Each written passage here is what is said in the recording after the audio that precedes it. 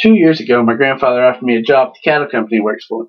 He told me it would mostly consist of just moving cattle from place to place, and eventually we'd go out to his pens and we'd sort them and we'd do other things.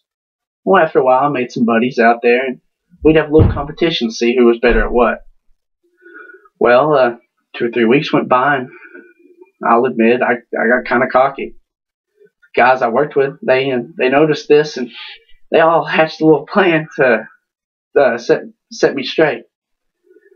A couple days later, we were out sorting, and what you do when you sort is one guy stands at the gate and he opens and closes it according to what the guy at the end tells him. If he opens it, he'll let the cows by. If he closes it, then he makes them run out into the pen.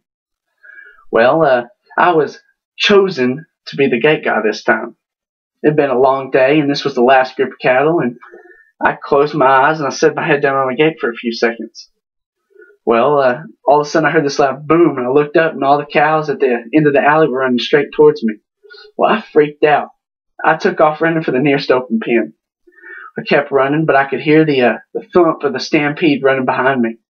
I looked over my right shoulder, and I could see that group of guys laughing like a bunch of hyenas at the zoo.